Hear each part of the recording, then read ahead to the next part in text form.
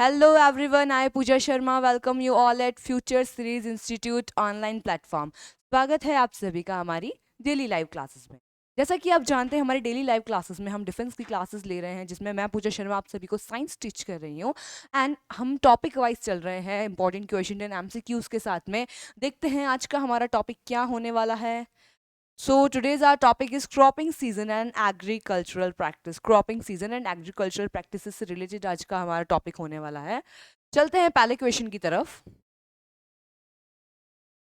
Rabi crops are sown in winter and harvested in summer, sown during rainy season, harvested in winter, sown in summer and harvested in winter, sown in rainy season and harvested in summer. तो देखिए रबी क्या है? Rabi is a type of crop. हमारे पास में तीन type की crops हैं, rabi crop, kharif crop and zaid crop.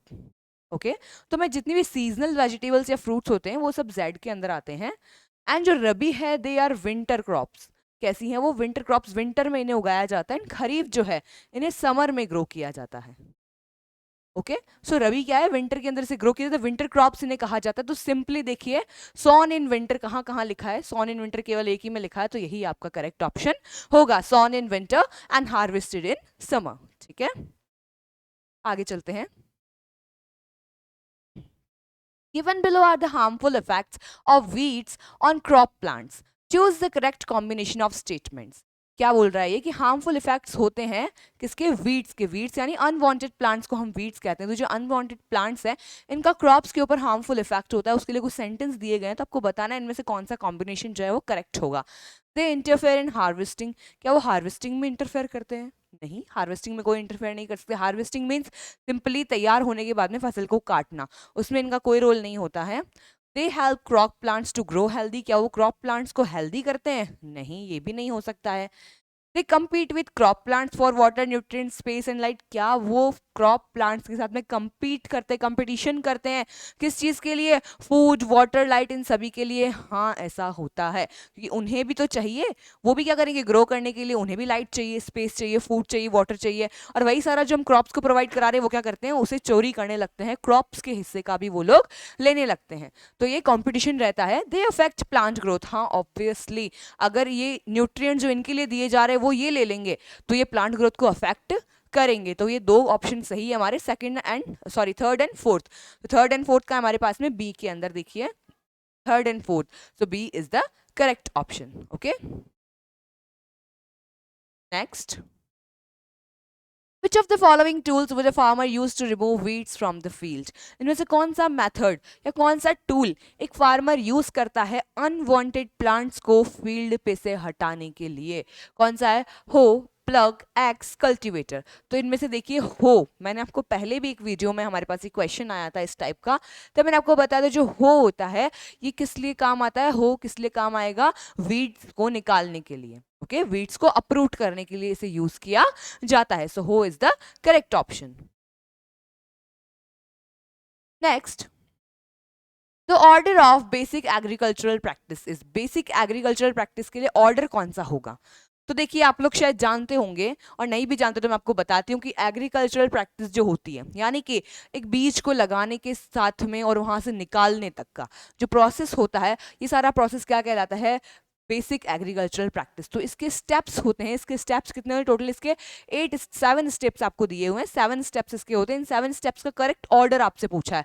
तो देखिए, सबसे पहले क्या होता है? सबसे फर्स्ट में क्या होगा? Preparation of soil. सबसे फर्स्ट में प्रिपरेशन ऑफ सॉइल होता है हमेशा। ओके, फिर क्या होगा? उसके बाद में इरिगेशन होगा, application of fertilisers, manure, sowing of seed, harvesting, storage, weeding. तो उसके बाद में सोइंग ऑफ सीड्स होता है। ठीक है, पहले क्या किया जाएगा? सॉइल को प्रिपेयर किया जाएगा, उसके बाद में उसमें सीड्स डाले जाते हैं। उसके बाद में क्या होता है? इरिगेशन किया जाता है, यानी उसे पानी दिया जाता है, पानी की सप्लाई दी जाती है। उसके बाद में क्या किया जाएगा? यहाँ पे एप्लीकेशन ऑफ फर्टिलाइजर्स और मैन्योर्स का क्या किया जाएगा? यहाँ पे उन्हें दिया जाएगा। ठीक है, तो चौथा ये हो गया। इसके बाद में आता है हमारे पास में वीडिंग, यानी जो वीड्स अनवांटेड प्लांट्स हैं उन्हें निकालना। ओके, जिससे कि उनकी ग्रोथ अच्छे से हो सके, और जब ग्रोथ हो जाएगी फिर हम इसे हार्वेस्ट कर लेंगे एंड फाइनली इसे स्टोर कर लिया जाता है। ठीक है, तो देखिए हमारा ऑर्डर क्या हुआ? 1 नंबर यानी कि 2, सेकंड नंबर पे कौन सा है?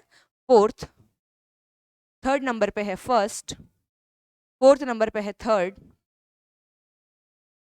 के बाद में 5th नंबर पे है 7th, 6th नंबर पे है हमारे पास में 5th एंड 7th नंबर पे है 6th। तो ये हमारा ऑर्डर हुआ जिसमें कि सेकंड फर्स्ट में आ रहा है। तो सबसे पहले सेकंड आएगा, तो यहाँ देखो पहले सेकंड सेकंड सेकंड यहाँ पे नहीं आ रहा है, इसको काट दो। ठीक है, इन तीनों में से कुछ हो सकता है। दूसरे नंबर पे 4th आएगा, दूसरे नंबर पे 4th केवल यहीं आ रहा है, देखो केवल यहीं आ रहा है, तो ये वैसे हमारा करेक्ट ऑप्शन हो जाता है। फिर भी हम आगे देख लेते हैं। देखिए, second, 4th, 1st, 3rd, 7th, 5th and 6th। तो ये क्या हुआ, हमारा करेक्ट ऑप्शन हुआ। First is are correct option. ये हमारी एकदम करेक्ट ऑर्डर सीक्वेंस होती है। ठीक है, आगे चलते हैं।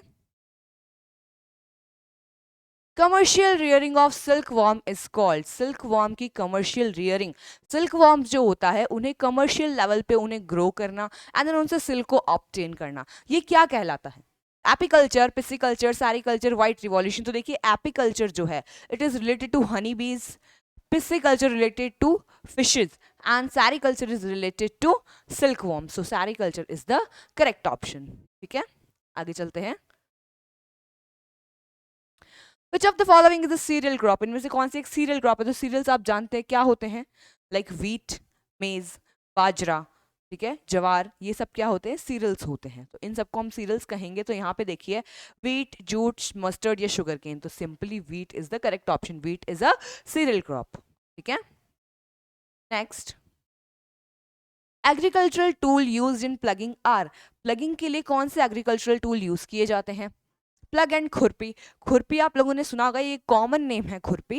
खुरपी एक छोटा सा इस तरीके का इंस्ट्रूमेंट होता है जिसमें आगे की तरफ एक ब्लेड होता है, ओके, लीफ लाइक एक ब्लेड होता है एंड इसके पीछे एक हैंडल होता है। ओके, तो अगर इसे यूज किया जाएगा तो ये, अगर इसे यूज करेंगे तो हमें बहुत ज्यादा टाइम देना पड़ेगा। ओके, पॉसिबल नहीं होता इतने बड़े फील्ड को एक खुरपी से कुछ भी मतलब उसके अंदर चेंजेस कर पाना, तो ये तो नहीं हो सकता। तो खुरपी जहां भी है उसे काट दीजिए आप। एक ही ऑप्शन बच जाता है, प्लग एंड हो। तो correct option is plug and हो। ये दोनों ही एग्रीकल्चरल टूल्स प्लगिंग के लिए यूज किए जाते हैं। ठीक है, आगे चलते हैं।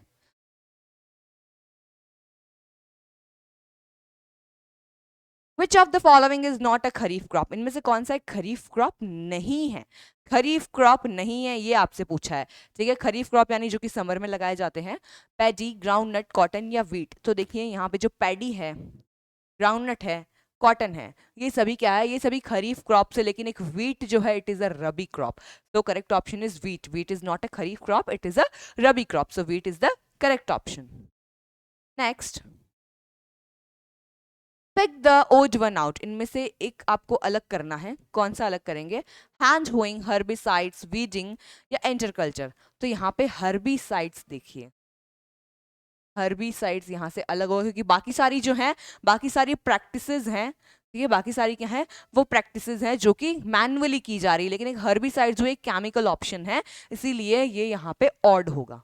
ठीक है, आगे चलते हैं। The chief cereal crop of India is. India की चीफ सीरियल क्रॉप कौन सी है?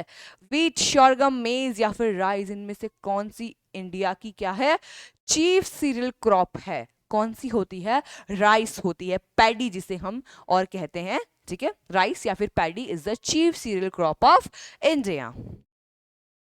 Next, which is the most important source of food and fodder? Food and fodder, food यानी हम लोगों के लिए सिंपली हमारे लिए खाना, एंड फॉर्डर मीन्स जो कैटल से उनके लिए हम बोल सकते हैं चारा जो होता है, उसके लिए कौन सा मेन इंपॉर्टेंट है इनमें से?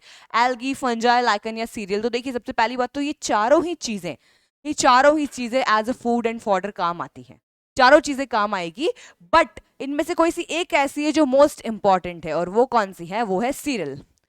जो सीरियल क्रॉप्स होती हैं, सीरियल क्रॉप्स जो भी होती हैं, वो सारी एज अ फूड और फॉडर दोनों का ही मेन सोर्स यहाँ पे होता है। ठीक है, आगे चलते हैं।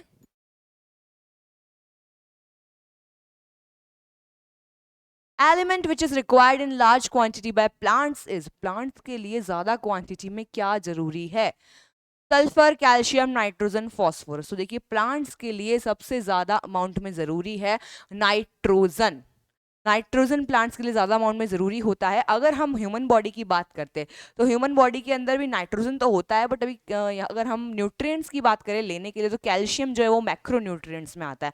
बट यहाँ प्लांट्स की बात की जा रही है, तो प्लांट्स की बात अगर हम करते हैं तो यहाँ पे नाइट्रोजन जो है वो मेनली उसे रिक्वायर्ड होता है, क्योंकि वहाँ पे अमीनो एसिड्स बन रहे हैं। अमीनो एसिड्स के अंदर मेन रोल नाइट्रोजन का होता है। नाइट्रोजन नहीं होगी तो अमीनो एसिड्स नहीं बनेंगे, प्रोटीन्स का फॉर्मेशन नहीं होगा। इसीलिए यहाँ पे सबसे मोस्ट इंपॉर्टेंट कौन सी चीज़ है, नाइट्रोजन होती है, उसकी रिक्वायरमेंट इससे ज़्यादा रहती है। आगे चलते हैं। Who is the father of green revolution? Green revolution के फादर कौन है? M S Ramiah, Aryabhata, M S Swaminathan, Jawaharlal Nehru. तो देखिए ग्रीन रिवॉल्यूशन के लिए एम एस स्वामीनाथन जो हैं ये क्या है, father of the green revolution. So correct option is C. आगे चलते हैं। Crop grown in India by means of dry farming is, dry farming से क्या चीज ग्रो की जाती है? मिलेट्स, व्हीट, शुगर केन या राइस? तो देखिए ड्राई फार्मिंग के मेथड से मिलेट्स ग्रो किए जाते हैं। क्या ग्रो किए जाते हैं? मिलेट्स ग्रो किए जाते हैं। बाकी को अच्छा अमाउंट में वाटर चाहिए होता है, लेकिन एक मिलेट्स जो है वो ड्राई फार्मिंग से ग्रो किए जा सकते हैं। ठीक है, सो करेक्ट ऑप्शन इज ए। आगे चलते हैं। India leads the world in the production of, India world में किसकी प्रोडक्शन में लीड कर रहा है, यानी इंडिया सबसे आगे है किस चीज के प्रोडक्शन में? वेजिटेबल्स, फ्लावर्स, फ्रूट्स या फिश? तो देखिए फ्रूट्स के लिए, फ्रूट्स के फील्ड में हम बोल सकते हैं कि इंडिया जो है वर्ल्ड को लीड कर रहा है फ्रूट्स के प्रोडक्शन के मामले में। Okay, so correct option is fruits. आगे चलते हैं। Who is the father of white revolution in India? India में कौन व्हाइट रिवॉल्यूशन का फादर कहलाता है? M S Ramayan, Aryabhatta, M S Swaminathan, V Kurien? तो देखिए करेक्ट ऑप्शन होगा वी कुरियन। पूरा नाम है वर्गीस कुरियन। ओके, वर्गीस कुरियन इनका पूरा नाम है और यही क्या है, फादर ऑफ व्हाइट रिवॉल्यूशन कहलाते हैं। ओके, आगे चलते हैं। कंबाइंस आर यूज फॉर, अब कंबाइंस होते क्या है? सबसे पहली बात, एक तो कंबाइन का मतलब होता है किसी चीज का कॉम्बिनेशन, बट यहाँ कंबाइन का मतलब कुछ और है। कंबाइन जो है मॉडर्न मशीन से जो फार्मिंग में यूज की जा रही है। ओके, मॉडर्न मशीन से जो फार्मिंग में यूज की जाती है, और ये क्या क्या काम करती है ये पूछा है। Threshing, harvesting, separation of grains, all of the above. तो देखिए ये एक ऐसी मॉडर्न मशीनरी है जो कि सारे ही काम परफॉर्म करती है। ठीक है, ये थ्रैशिंग भी करेगी, हार्वेस्टिंग भी, separation of grains, even plugging का, सीड सोविंग का सारा काम ये करती है। इसीलिए करेक्ट ऑप्शन होगा ऑल ऑफ द अबव। ये सारे ही काम एक कंबाइन कर सकती। आगे चलते हैं। Silver revolution refers to, silver revolution किसके लिए हुआ था? एग, मिल्क, ऑयस्टर पर्ल्स या हनी? तो देखिए सिल्वर पढ़ते ही हमारे दिमाग में ऑयस्टर पर्ल्स आता है, बट ऐसा नहीं है, ये एग्स के लिए किया गया था। Okay, silver revolution related to eggs, ये एग्स रिलेटेड है।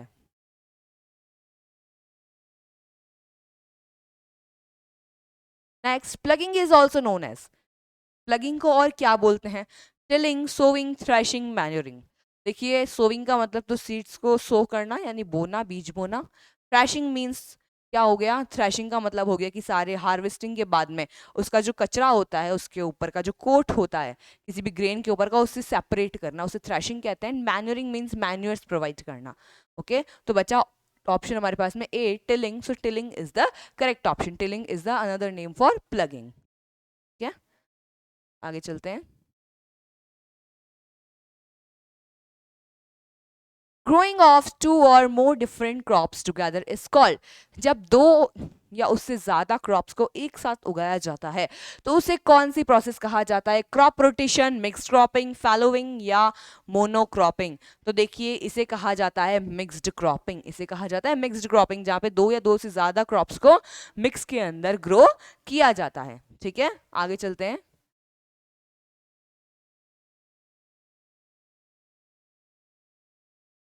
Process of living the field uncultivated is called, field को अनकल्टिवेटेड छोड़ देना, ये किस टाइप की प्रोसेस है?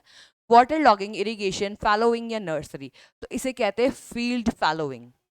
इसे कहा जाता है फील्ड फैलोइंग। फील्ड फैलोइंग यानी फील्ड को बैरन छोड़ देना, बंजर उसे ऐसे ही छोड़ देना ही क्या कहलाता है? फील्ड फैलोइंग कहलाता है। आगे चलते हैं। Compost is rich in which nutrient? Compost कौन से न्यूट्रिएंट में रिच होती है? Organic compound, nitrogen inorganic compound या पोटेशियम? तो देखिए कंपोस्ट जो है वो होता है सिंपली, बहुत ही मतलब ये ऐसा हम बोल सकते हैं काफी अच्छा मेथड है जिसके अंदर जो वेस्ट होता है हमारा ऑर्गेनिक वेस्ट, उसे क्या किया जाता है कॉम्प्लेक्स सिंपल सब्सटेंसेज में चेंज किया जाता है। ठीक है, तो इसीलिए इसके अंदर क्या है ऑर्गेनिक कंपाउंड, मैंने कहा ना ऑर्गेनिक वेस्ट जो होता है तो उससे बनने वाले कंपाउंड्स होंगे ऑर्गेनिक कंपाउंड, तो ये इसमें रिच होता है हमेशा। ठीक है, when plants of the same kind are cultivated at one place on a large scale, it is called, large scale पे same kind के plants एक जगह पे grow करना क्या कहलाता है? क्रॉप्सहुड, रबी क्रॉप्स, खरीफ क्रॉप्स या नन ऑफ दिस? तो देखिए इसे कहा जाता है क्रॉप्स। इन्हें क्या कहा जाएगा? क्रॉप्स कहा जाएगा इन्हें। क्रॉप्स का क्या सिंपली मतलब है फसल। सेम टाइप के सेम काइंड के जो काफी सारे प्लांट्स होते हैं उन्हें सेम एरिया के अंदर काफी दूर तक उगाना, काफी क्वांटिटी में उगाना ही क्या कहलाता है? क्रॉप कहलाता है, फसल कहलाता है। ठीक है, आगे चलते हैं।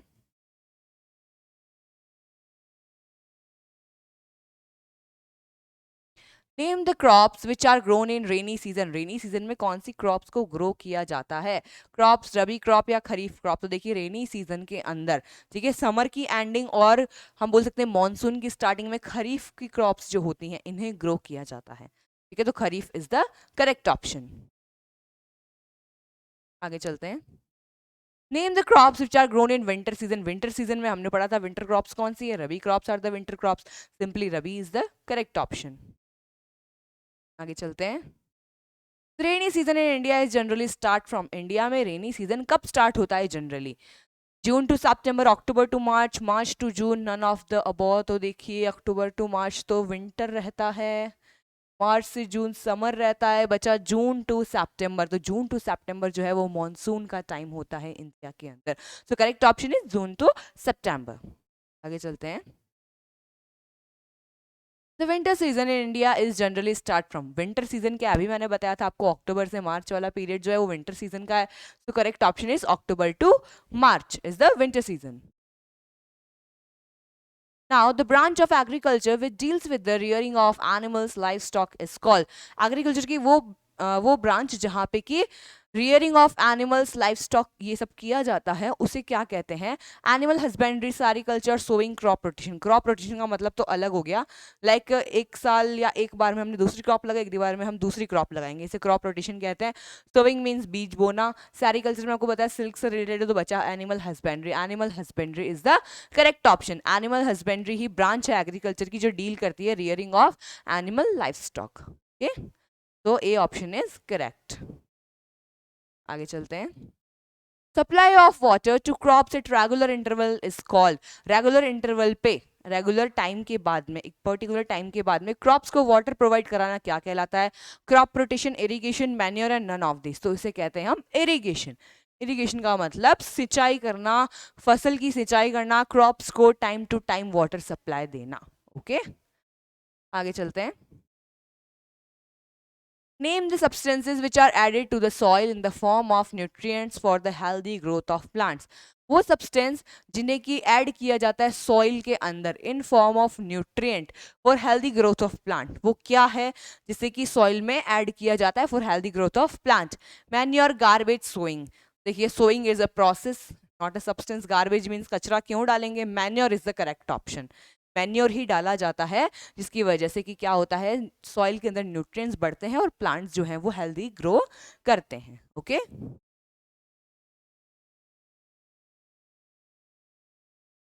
Name the crops which are grown in the summer season, वो क्रॉप्स बताइए जो कि समर सीजन में ग्रो की जाती है। Name the crops which are sown in summer season, तो कौन सी है समर सीजन? मैंने आपको बताया था खरीफ क्रॉप्स हैं। कौन सी है?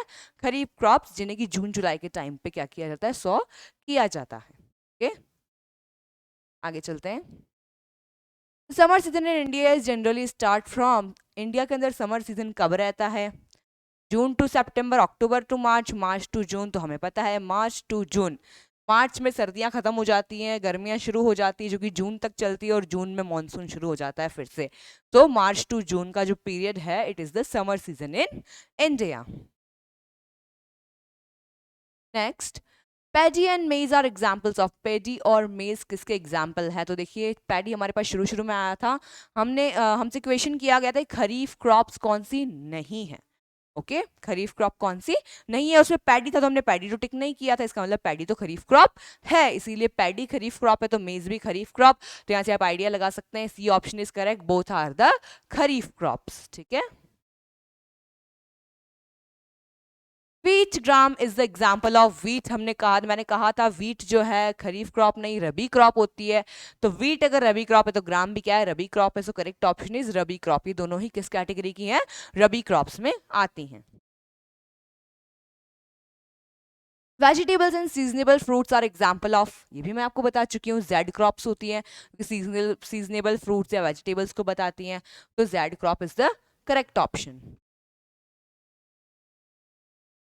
Name the process of loosening and turning of the soil. वो कौन सी प्रोसेस है जिसमें कि जो सॉइल है उसकी लूजनिंग या उसे टर्न किया जाता है, यानी उसे एक्टिवेट किया जाता है? प्लगिंग, सोइंग, वीविंग या नन ऑफ दिस? वीविंग तो मतलब कि बुनना, स्वेटर बुना जाता है, वो तो नहीं हो सकता है। सॉविंग मीन्स बीज डालना, and plugging means loosening of soil, तो simply A is the correct option.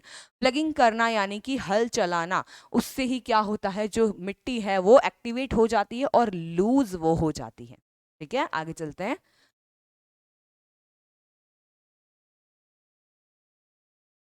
Name the tool which is use for removing weeds. वो कौन सा टूल है जो कि वीड्स को रिमूव करने के काम आता है? सिकल, स्पैड, हो, नन ऑफ दीज। तो मैंने को कहा था हो जो है, it is the correct option. हो हमने शुरू में ही पढ़ लिया था, वीडी साइड्स के मतलब वीड्स को रिमूव करने के लिए काम आता है सिंपली, ठीक है, मैनुअली। या फिर हम बोल सकते हैं कि वीडी साइड्स का यूज भी किया जाता है एज ए केमिकल, बट अगर हम बोले मैनुअली हमें निकालना है तो उसमें हो का यूज किया जाता है। ठीक है, weeds are controlled by using certain chemicals called. Weeds को कंट्रोल करने के लिए सर्टेन केमिकल्स यूज होते हैं, तो अभी मैंने नाम लिया, क्या था, वीडीसाइड। वीडीसाइड जो है वो वीड्स को रिमूव करने का केमिकल मेथड है। ओके, आगे चलते हैं। Name the method which is use for replenishing the soil with nutrients. वो कौन सा, ये पूछ रहे आपको कौन सा मेथड है जिसके अंदर की जो सॉइल है उसे न्यूट्रिएंट्स से फिल कर दिया जाता है। ठीक है, यानी कि सॉइल को भी मौका दिया जाता है कि वो अपने न्यूट्रिएंट्स को वापस से रीग्रो कर सके, या फिर न्यूट्रिएंट्स जो है उनके अंदर, मतलब कि रिप्लेनिशमेंट का सीधा सीधा सा मतलब है कि वो अपनी खुद की क्वालिटी को इम्प्रूव कर सके सॉइल। ठीक है, सॉइल यानी कुछ हमें बाहर से ऐड नहीं करना है, सॉइल ही अपनी क्वालिटी को खुद इंप्रूव कर सके, उस मेथड को क्या कहते हैं? फर्टिलाइजर, मैन्योर तो नहीं हो सकता कि हम बाहर से देते हैं। ठीक है, सोइंग मतलब तो क्या हो गया, सीड की सोइंग करना। सो correct option is crop rotation. Crop rotation में क्या होता है, पहले एक क्रॉप लगाया हमने, ठीक है, मान लिया कि उसे नाइट्रोजन ज्यादा अमाउंट में चाहिए थी, ओके तो नाइट्रोजन वहां पे कम हो गया है उस सॉइल का, और वहां पे फॉस्फोरस अभी ज्यादा है, फिर हम ऐसी क्रॉप ग्रो कर देंगे जैसे फॉस्फोरस ज्यादा चाहिए होता है, तो फॉस्फोरस ले लिया उसने, इसका मतलब अब सॉइल ने अपने आप को बैलेंस कर लिया वहां पे, अब वहां नाइट्रोजन की अमाउंट फिर से बढ़ गई, ठीक है, फॉस्फोरस की थोड़ी कम हो गई है, अब दोनों क्या है, इक्वल लेवल पे चल रहे हैं। तो ये क्या होता है, एक तरीके से बैलेंसिंग होती है न्यूट्रिएंट्स की, जिसे कि सॉइल रिप्लेनिशमेंट कहा जाता है, और इसके लिए रोटेशन का यूज किया जाता है, क्रॉप रोटेशन का यूज यहाँ पे किया जाता है। Okay, name the traditional method which is use for irrigation. Traditional method कौन सा है जिससे कि इरिगेशन के लिए यूज किया जाता है? पुली सिस्टम, लिवर सिस्टम, ढेकलिया, ऑल ऑफ दीज। तो देखिए, पुली सिस्टम यानी कि पानी को वेल से सीधा खींचना पुली सिस्टम कहलाता है, वो भी एक ट्रेडिशनल मेथड है। लीवर सिस्टम का मतलब होता है कि एक तरफ लकड़ी की एक तरफ वेट लगा दिया जाता है, और उस वेट को जब आप कम ज़्यादा करते हैं तो उससे पानी जो है वेल से बाहर आ जाता है।